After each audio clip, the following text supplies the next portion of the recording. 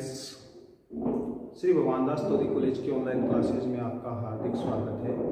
आज हम बात कर रहे हैं बीएससी पार्ट फर्स्ट के टॉपिक की बेंजीन की। तो अपन ने देखा लास्ट वीडियो में कि केकुले संरचना थी, उसके में भी कुछ कमियां थी और उन कमियों को केकुले ने दूर करने का प्रयास भी किया, लेकिन उस समय काफ़ी जानकारी का, यानी अपने कहें कि साइंस में इतनी ज़्यादा वो क्या साइंस में ग्रोथ हो रही थी, धीरे धीरे चीज़ों का पता चल रहा था।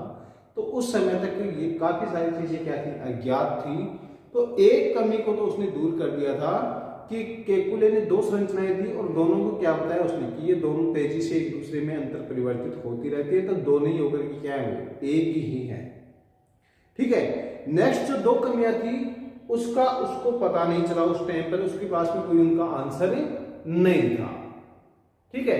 तो अब उसका कोई उपाय भी नहीं था उस समय, उसको सर्वमान्य क्या मान लिया गया, उन स्ट्रक्चर को जैसा उसने बताया वैसे मान लिया लोगों ने फिर। ठीक है। तो आज हम बात करने जा रहे हैं बेंजीन की स्टेबिलिटी की, और जो दो कमियां थी वो उस बेंजीन की स्टेबिलिटी में क्या होंगी, आपकी इंक्लूड हो जाएंगी। मैं आपको वहां पर पॉइंट आउट कर दूंगा कि इसमें ये कहां पर ये चीज आ रही है। तो अब अपन बात करेंगे आज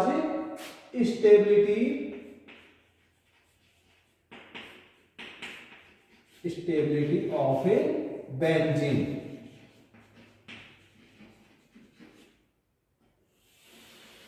स्ट्रक्चर ऑफ बेंजीन से अपन कहा गए स्टेबिलिटी ऑफ बेंजीन, बेंजीन के स्थायित्व की बात कर रहे हैं। ठीक है। तो इसके लिए क्या है, अपने पास में कुछ सिद्धांत हैं, उनकी बात करेंगे अपने। तो बेंजीन के स्थायित्व को समझाने के लिए जो प्रयास हुए उनमें सबसे पहले प्रयास आता है एरोमेटिक सेक्साइड थ्योरी। क्या है? एरोमेटिक सेक्साइड।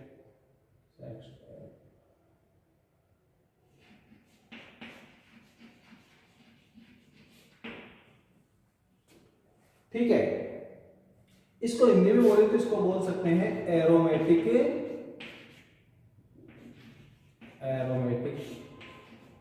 षटक सिद्धांत। इस सिद्धांत को दिया था रॉबिन्सन, इंगोल्ड व हक्कल ने। किसने दिया था? रॉबिन्सन, इंगोल्ड और हक्कल, ये तीन साइंटिस्ट थे। इन्होंने इस सिद्धांत को दिया।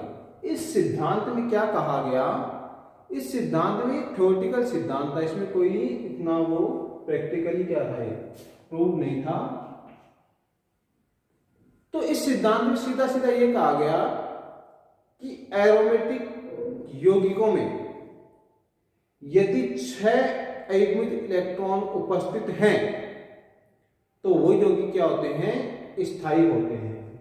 क्या कहता है ये कि कोई भी एरोमेटिक कंपाउंड जिसमें 6 अयुग्मित इलेक्ट्रॉन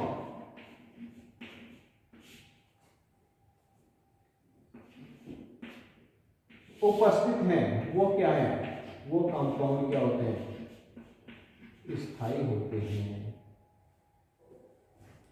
ठीक है।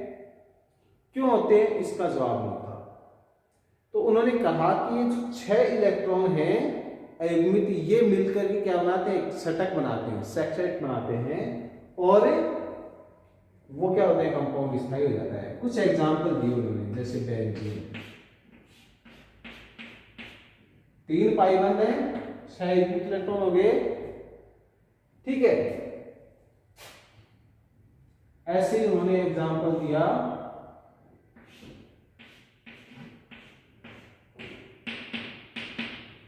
इसमें ये 2 इलेक्ट्रॉन है वो आपके, हाँ ये बाद की चीजें हैं, ये क्या नहीं करते हम आदमी भाग नहीं लेते हैं, ध्यान रखना।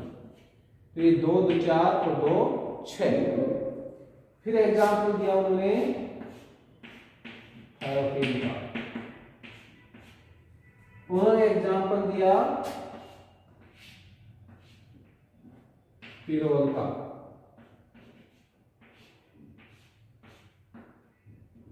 नाइट्रोजन लोन पेयर, उन्होंने एग्जांपल दिया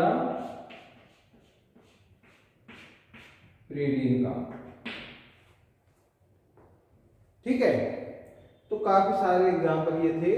तो उन्होंने ये देखा कि जिनमें 6 इलेक्ट्रॉन पाए जाते हैं वो क्या होते हैं, स्टेबल कंपाउंड थे। तो उन्होंने इस चीज को क्या कर दिया, अपने शब्दों में रिप्रेजेंट कर दिया कि जिस भी एरोमेटिक कंपाउंड में 6 इलेक्ट्रॉन का डीलोकेलाइज सिस्टम पाया जाता है वो क्या होते हैं, स्थायी होते हैं। ठीक है, सिंपल सा सिद्धांत था और कुछ इसमें है नहीं। तो ये आपका केवल एक हिस्टोरिकल इंपॉर्टेंस का एग्जाम्पल बन के रह गया।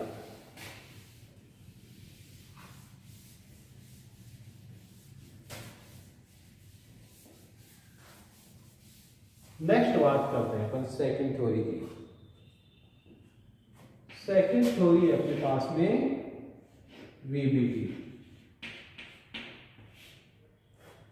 ठीक है, वीबीटी दी गई थी पॉलिंग के द्वारा। अब वीबीटी के दो कंसेप्ट हैं, एक तो है संकरण।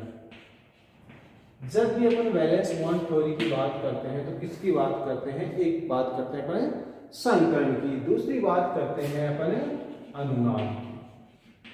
ये दो टूल्स हैं वीबीटी के, जिसके द्वारा अपन क्या करते हैं, कंपाउंड्स को, इस स्ट्रक्चर, उसकी प्रॉपर्टीज को क्या करते हैं, डील करते हैं। तो यहाँ पर संकरण का तो कोई कंसेप्ट अप्लाई नहीं होगा, तो इसको तो अपन नहीं पढ़ेंगे, अपन पढ़ेंगे अनुनाद, रिजोनेंस। ठीक है, तो ये रिजोनेंस जो है आपका, ये जो वीबीटी जो कंसेप्ट था वो किसका था, पॉलिंग का। ठीक है, अब देखिए अनुनाद की बात करते हैं अपन, तो अनुनाद होता क्या है। तो ये अनुनाद भी आपका ये प्रैक्टिकल प्रूडेबल है ना, अनुनाद की आवश्यकता क्यों हुई, तो उस पे देखिए थोड़ा सा मैं आपको समझा दूं। अनुनाद जब आ गया तो, कि मान लीजिए अपने पास में कुछ, जैसे बेंजीन की बात करें, ये अपने पास में एक बेंजीन है। ठीक है, मैं इसको इस तरह से भी लिख सकता हूं, मैं इसको इस तरह से भी लिख सकता हूं, मैं इसको इस तरह से भी लिख सकता हूं, मैं इसको इस तरह से भी लिख सकता हूं।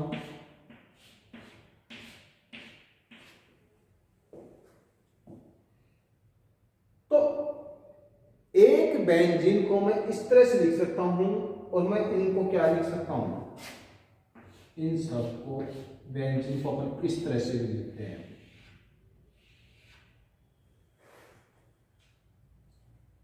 ठीक है,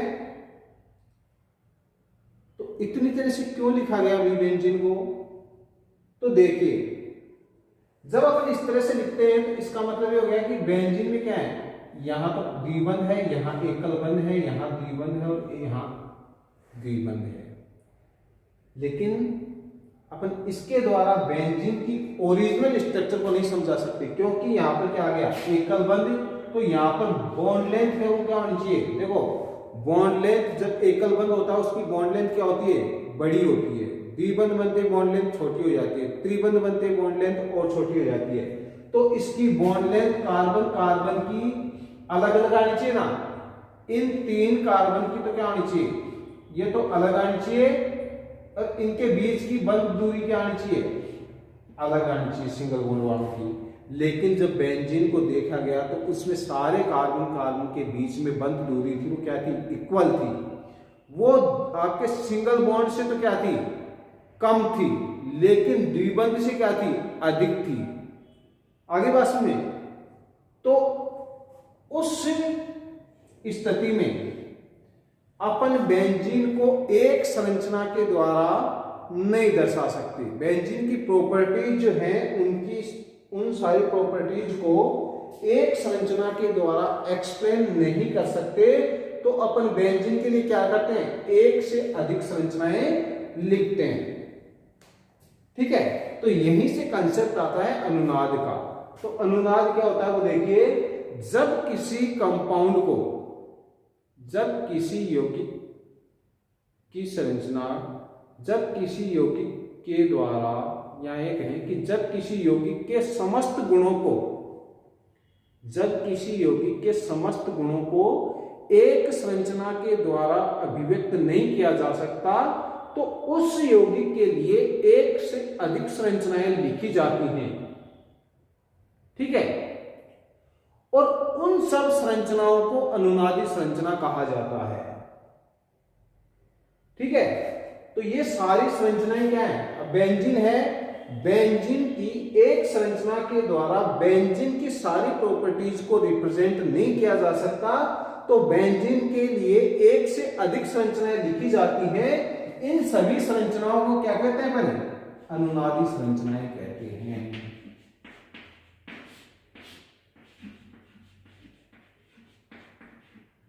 संरचनाएं,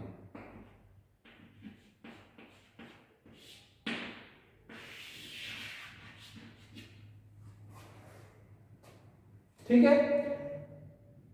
तो बात समझ में आ गई क्या अनुनाद क्या होता है?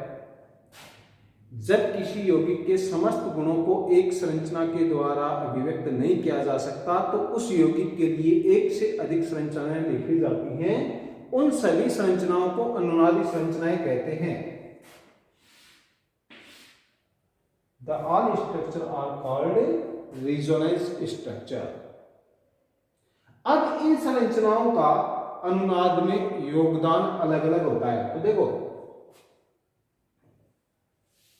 इन संरचनाओं का अनुनाद में योगदान अलग अलग होता है। ये जो दो स्ट्रक्चर है वो तो किसकी द्वारा दी गई है? केकुले द्वारा दी गई थी। ये जो तीन स्ट्रक्चर है वो किसके द्वारा दी गई थी? वो डेवार के द्वारा दी गई थी। तो ये तो डेवार स्ट्रक्चर है। ठीक है, अब इनके योगदान की बात करें तो केकुले संरचनाओं का रेजोनेंस में योगदान जो है वो 80% होता है, और दीवार संरचनाओं का योगदान क्या होता है? 20% होता है। तो आप जब भी बेंजीन की स्ट्रक्चर देखते हैं तो आपको ये दो ही संरचनाएं लिखी हुई मिलती हैं, ये स्ट्रक्चर नहीं लिखी जाती, क्योंकि इनका अनुनाद में योगदान तीन संरचनाओं का क्या है? 20%, और इन दो संरचनाओं का 80% है। तो अपन सारी प्रॉपर्टीज को इन दो संरचनाओं के द्वारा ही क्या करते हैं? अभिव्यक्त कर देते हैं। ठीक है, तो ये बात थी वीबीटी इसकी, अनुनाद की। अब देखिए आगे एक कंसेप्ट और आता है इसमें, आपसे पूछा जा सकता है रेजोनेंस हाइब्रिड क्या होता है? रेजोनेंस हाइब्रिड क्या होता है? तो देखिए दोबारा मैं इसको डिफाइन करता हूं। जब किसी यौगिक के द्वारा, जब किसी यौगिक के सभी गुणों को एक संरचना के द्वारा अभिव्यक्त नहीं किया जा सकता, तो उस यौगिक के लिए एक से अधिक संरचनाएं लिखी जाती हैं। उन सभी संरचनाओं को अनुनादी संरचनाएं कहते हैं। तो ये तो है अनुनादी संरचनाएं। ठीक है, अनुनादी संरचनाओं का योगदान अनुनाद में अलग अलग होता है। तो ये मैंने आपको एक्सप्लेन कर दिया कि ये दो स्ट्रक्चर हैं, इनका 80%, बाकी का 20%। अब अपन कहें कि इन सारी संरचनाओं को का एक, अगर अपन बात करें कि इन सभी संरचनाओं के गुणों को एक संरचना के द्वारा व्यक्त किया जाए, तो उसको क्या लिखेंगे अपने? उसको लिख देते हैं ये। यदि इन सभी संरचनाओं को एक संरचना के द्वारा रिप्रेजेंट किया जाता है तो उसका क्या कहते हैं? इसको अनुनाद संकर कहते हैं।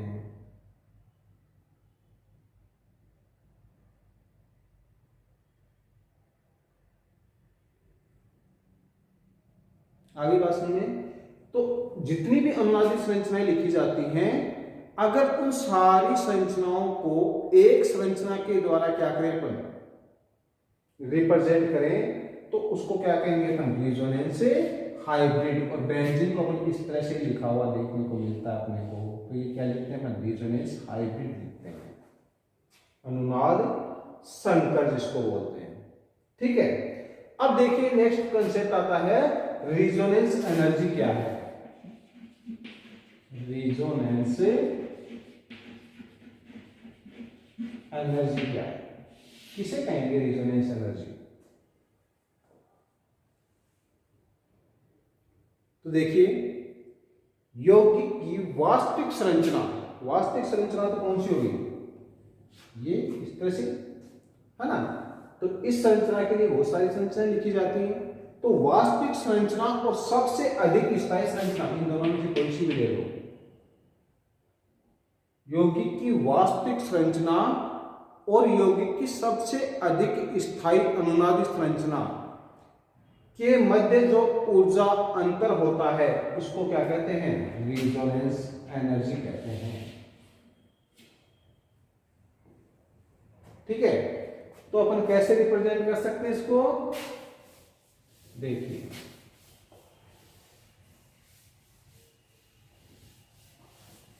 तो रिजोनेंस एनर्जी क्या हो जाएगी, सबसे अधिक या आपकी रिजोनेंस एनर्जी बराबर यौगिक की,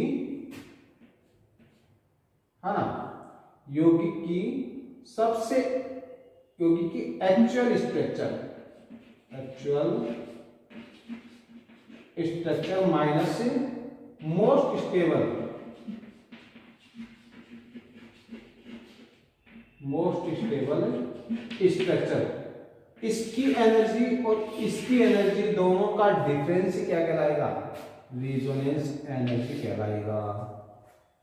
ठीक है, और रिजोनेंस एनर्जी को किसके द्वारा ज्ञात किया जाता है, तो मैं आपको बता दूं कि रिजोनेंस एनर्जी को अपन ज्ञात करते हैं हाइड्रोजनीकरण ऊर्जा के आधार पर, या हाइड्रोजनीकरण ऊष्मा बोलेंगे, एक ही बात है। ठीक है, अब देखिए इसमें बेंजीन की अनुनादी संरचना, अनुनादी ऊर्जा की बात करते हैं, वहां से आपको कंसेप्ट क्लियर हो जाएगा। देखिए ये मैं कुछ ग्राफ बना रहा हूं, ठीक है, इधर मैंने लिया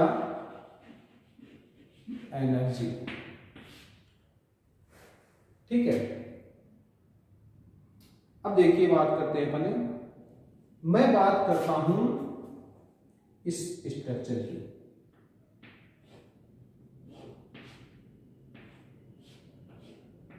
ये एक स्ट्रक्चर है, क्या ये साइक्लिक है, साइक्लो, 6 कार्बन है, हेड्ज, और क्या है इसमें एक द्विबंध है तो इन, तो इसका नाम क्या है, साइक्लोहेक्सिन। क्या नाम है इसका, साइक्लोहेक्सिन, यानी देता हूं साइक्लोहेक्सिन। ठीक है, ये इधर एनर्जी का ग्राफ है, तो आप इधर एनर्जी क्या करेंगे, इसको रिप्रेजेंट करेंगे, तो इसकी एनर्जी कितनी है, तो देखिए साइक्लोहेक्सिन का जब क्या अपन हाइड्रोजनीकरण करते हैं तो इसमें एक ही तो बंद है, एक हाइड्रोजन अणु जुड़ जाएगा इस पे H2, एक हाइड्रोजन यहाँ और एक हाइड्रोजन यहाँ, पाई खत्म। तो कितनी एनर्जी बाहर निकलती है, -28.6 किलो कैलोरी पर मोल एनर्जी बाहर निकलती है। ठीक है, कितनी एनर्जी बाहर निकली, ये एनर्जी बाहर निकली। नेक्स्ट बात करते हैं अपने, मैंने लिखा यहां पर ये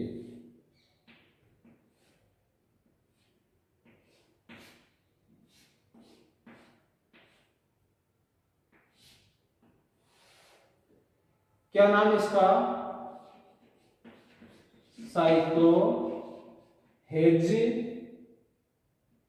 हेक्साडाइइन, दो द्विबंध ना, तो साइक्लोहेक्साडाइइन की जब बात करते हैं तो इसमें कितनी एनर्जी बाहर निकलनी चाहिए भाई, तो इसमें निकलनी चाहिए एक में कितनी निकलती है -28.6 किलो कैलोरी पर मोल।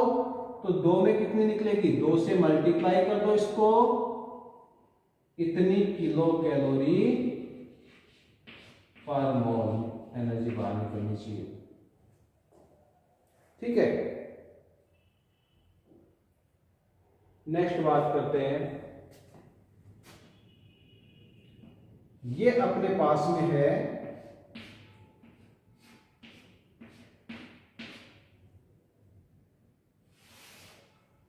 साइक्लोहेक्साट्राईन। क्या है, साइक्लोहेक्साट्राईन। इसका हाइड्रोजनीकरण करें तो कितनी एनर्जी बाहर निकलनी चाहिए, तो मैं क्या कर सकता हूं इसका -28.6 इंटू 3 बराबर कितनी निकलनी चाहिए, मल्टीप्लाई कर लो,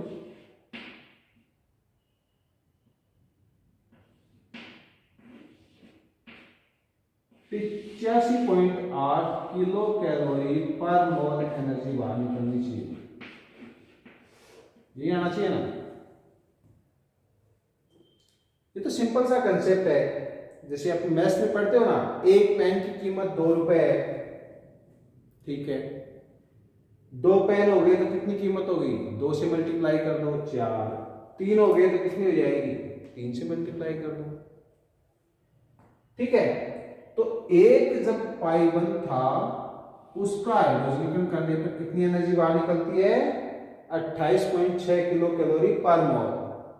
तो 2 पाइबंद है तो कितनी निकलेगी, 28.6 को क्या कर दो, 2 से मल्टीप्लाई कर दो, और जब 3 पाइबंद है तो कितनी एनर्जी निकलेगी, 28.6 को 3 से मल्टीप्लाई कर दो, यानी इतनी एनर्जी बाहर निकलनी चाहिए थी। तो अब इस स्ट्रक्चर को देखिए आप, ये स्ट्रक्चर और बेंजीन के स्ट्रक्चर में कोई अंतर है क्या, जो केकुले ने जो संरचना दी, केकुले की संरचना और इस संरचना में कोई अंतर है क्या, कोई अंतर नहीं है ना। लेकिन जब अपन बात करते हैं बेंजीन की, किसकी बात करते हैं, बेंजीन की बात करते हैं,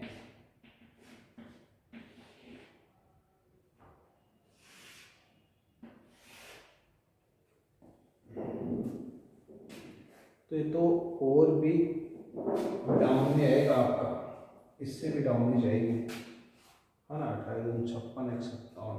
तो यहां से बना लेते हैं। ठीक है, जब अपन बात करते हैं इसकी बेंजीन की, थोड़ी ऊपर होंगी, कोई बात नहीं है, समझ जाओगे आप कंसेप्ट को। जब अपन बेंजीन का वास्तव में हाइड्रोजनीकरण करते हैं, बेंजीन लिए अपन ने और उसका हाइड्रोजनीकरण किया और कितनी एनर्जी बाहर निकली उसको मेजरमेंट करते हैं, तो वो कितनी आती है,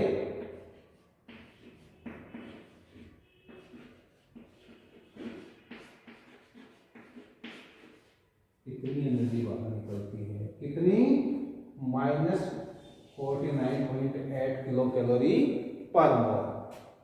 ठीक है, अब देखिए अंतर, ये जो है वो तो कौन सा मान है, थ्योरेटिकल। ठीक है, और ये कौन सा मान हो गया, प्रायोगिक मान। अब जाइए आप एक बार दिमाग को लेके जाइए वापस केकुले संरचना की कमियों में। केकुले संरचना की 3 नंबर की कमी थी कि बेंजीन का जब हाइड्रोजनीकरण करते हैं तो उसका प्रायोगिक मान तो कितना आता है, 49.8, और सैद्धांतिक मान कितना आता है, 85.8। दोनों के बीच में 36 किलो कैलोरी पर मोल का अंतर। वो अंतर कहाँ है, वो अंतर ये है। तो ये तो कौन सा मान है, बेंजीन की वास्तविक स्ट्रक्चर तो क्या है, ये है आपके पास में। ठीक है, लेकिन बेंजीन की सबसे अधिक स्थायी संरचना कौन सी है, केकुले संरचना, मध्य संरचना बताया मैंने। इन दोनों के बीच में एनर्जी डिफरेंस कितना है, ये तो कहां है स्थित है, 85.8 पर, ये कहां स्थित है 49.8 पर। इन दोनों के बीच का एनर्जी डिफरेंस कितना है, 36.0 किलो कैलोरी पर मोल। ये डिफरेंस है दोनों के बीच में। और यही क्या कहलाता है, किसी यौगिक की वास्तविक संरचना और सबसे अधिक स्थायी संरचना दोनों के बीच में एनर्जी डिफरेंस क्या कहलाता है, रेजोनेंस एनर्जी।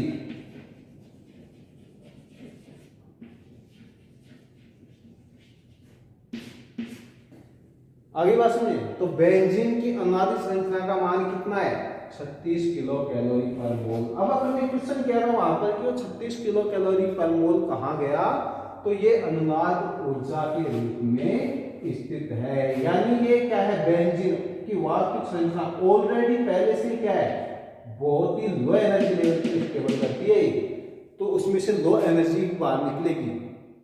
ठीक है, तो सैद्धांतिक मान और प्रायोगिक मान में जो डिफरेंस था वो किसके बराबर है, रेजोनेंस एनर्जी के बराबर। तो वहां पर 3 नंबर की कमी थी, उसको अपन ने क्या कर दिया है, क्लेरिफाई कर दिया है। ठीक है, तो ये था वीबीटी का कंसेप्ट, अनुनाद द्वारा आपने इसको पढ़ा। तीसरी बात करते हैं अपन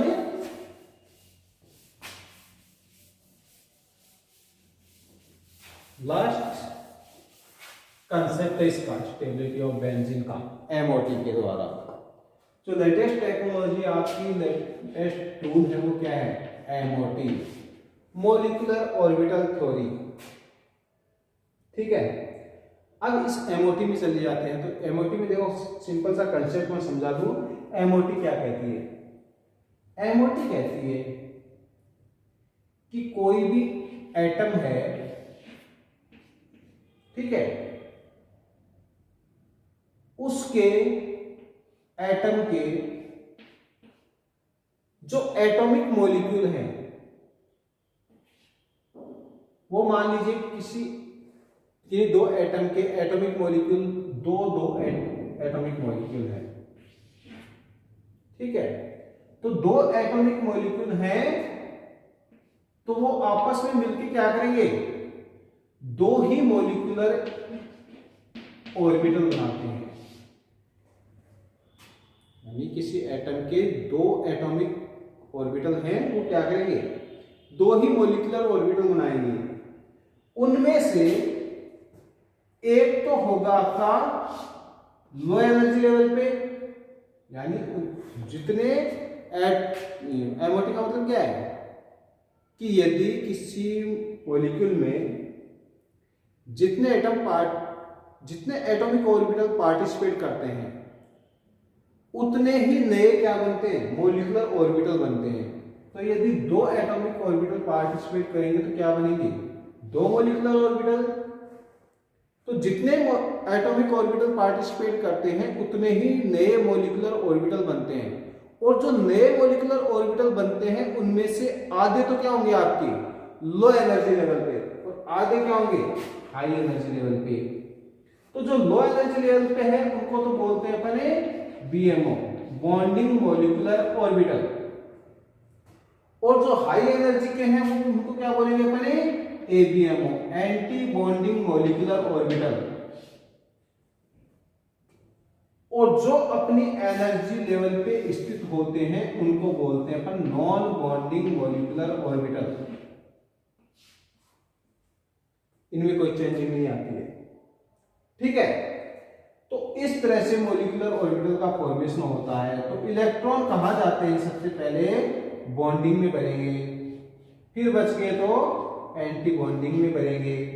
ठीक है, यदि बॉन्डिंग मॉलिक्यूलर ऑर्बिटल में इलेक्ट्रॉन क्या हो ज्यादा होते हैं और एंटी बॉन्डिंग में कम होते हैं, तो ये मानते हैं कि ये बॉन्डिंग मॉलिक्यूलर ऑर्बिटल वाले क्या होते हैं लो एनर्जी लेवल पे, तो क्या है ये स्टेबल है, क्योंकि जिस कंपाउंड या जिस मॉलिक्यूलर ऑर्बिटल की एनर्जी कम होती है वो क्या होता है स्टेबल होता है। ठीक है, तो अब अपन बेंजीन की बात कर लेते हैं। तो बेंजीन की स्ट्रक्चर क्या है अपने पास में, यही तो है।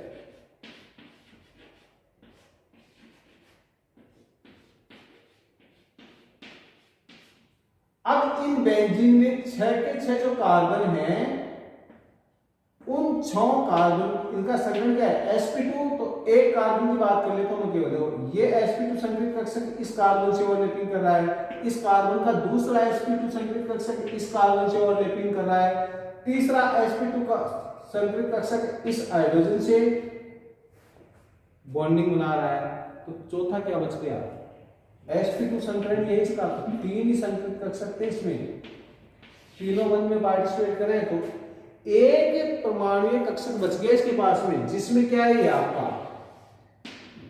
अयुग्मित इलेक्ट्रॉन मौजूद है प्रत्येक के पास में, है ना। यूं ये आपस में इस तरह से बॉन्डिंग बना देते हैं, ये इधर भी बना सकता है, ये इधर या ये बॉन्डिंग टूट जाएगी वापस, तो ये लोग हैं आराम से इधर भी बॉन्डिंग बना लेंगे, उधर भी बॉन्डिंग यहाँ से टूट के उधर बना लेंगे, इधर बनाते रहेंगे, और एक इलेक्ट्रिक करंट का ऊपर और नीचे क्या करते हैं, सर्कुलेशन करते हैं। तो सिंपल सी बात समझने वाली ये है कि 6 कार्बन है, तो 6 कार्बन के पास में 6 परमाणु कक्षकों में एक एक अयुग्मित इलेक्ट्रॉन है, तो उस कंडीशन में क्या होगा आपका, ये इनकी सेंटर ऑफ ग्रेविटी आ गई, ठीक है। ये आपके बॉन्डिंग और ये आपके एंटी बॉन्डिंग, तो ये तो क्या आपकी ABMO, ये आ गया आपके BMO। अब देखिए 6 परमाणु कक्षक आपस में मिलकर 6 एटॉमिक ऑर्बिटल आपस में मिलकर 6 मॉलिक्यूलर ऑर्बिटल बनाते हैं, बन गए 6 मॉलिक्यूलर ऑर्बिटल, उनमें से आधे 3 तो क्या होंगे लो एनर्जी लेवल के, तो वो तो क्या होंगे आपके, उनको तो कहेंगे बॉन्डिंग मॉलिक्यूलर ऑर्बिटल, बंधित अणु कक्षक, और आधे क्या होंगे 3 क्या हो जाएंगे एंटी बॉन्डिंग मॉलिक्यूलर ऑर्बिटल, विपरीत बंधी अणु कक्षक बन गए। तो ये MOT के द्वारा क्या बन गए, मॉलिक्यूलर ऑर्बिटल बन गए। अब अपने पास में क्या है, 6 तो इलेक्ट्रॉन है, 6 इलेक्ट्रॉन धरिए, देखिए सबसे पहले कहा जाएगा हुंड के नियम के अनुसार पहला इलेक्ट्रॉन यहां, ठीक है, दूसरा इलेक्ट्रॉन आएगा वो कहां जाएगा, वो यहां, क्योंकि इस एनर्जी लेवल पे और कुछ है ही नहीं, तीसरा कहां जाएगा आपका यहां, चौथा कहां जाएगा यहां, पांचवा कहां जाएगा यहां, और छठा कहां जाएगा यहां। तो सारे के सारे इलेक्ट्रॉन कहां चले गए, बंधी अणु कक्षकों में चले गए, और बंधी अणु कक्षक तो वैसे ही लो एनर्जी पे क्या होते हैं, स्टेबलाइज करते हैं। तो ये क्या होते हैं, 6 के 6 इलेक्ट्रॉन स्थायित्व शो करते हैं, क्या करते हैं, स्थायित्व शो करते हैं, क्योंकि हाई एनर्जी लेवल में तो कोई इलेक्ट्रॉन है ही नहीं। तो अब अपन कह सकते हैं कि आपने जो कैलकुलेशन इसमें की कमियों में दूसरा पॉइंट देखा था कि एल्कीन में एक पाई बंद होने के बावजूद भी वो क्रियाशील है, जबकि बेंजीन में 3 पाई बंद है फिर भी वो इतनी क्रियाशील नहीं है, एल्कीन से 3 गुना ज्यादा क्रियाशील नहीं। कारण इसमें जो पाई बंद है वो क्या है, आपकी पाई बंद के इलेक्ट्रॉन बंधी अणु कक्षकों में है, लो एनर्जी लेवल पे है, इसलिए वो क्या करते हैं, स्टेबलाइज करते हैं।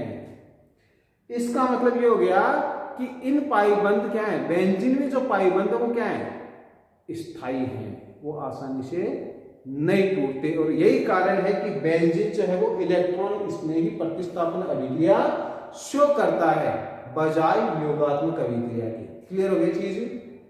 तो ये था कंसेप्ट स्टेबिलिटी का, और इसमें मैंने आपको कैलकुलेट की जो 2 कमियां और थी वो दोनों कमियां और सोल्व कर दी है यहाँ पर, और ये टॉपिक अपना स्ट्रक्चर ऑफ बेंजीन है वो खत्म होता है। और इसी के साथ आपका ये स्टेबिलिटी ऑफ बेंजीन भी मैंने खत्म कर दिया है। Thank you, best of luck.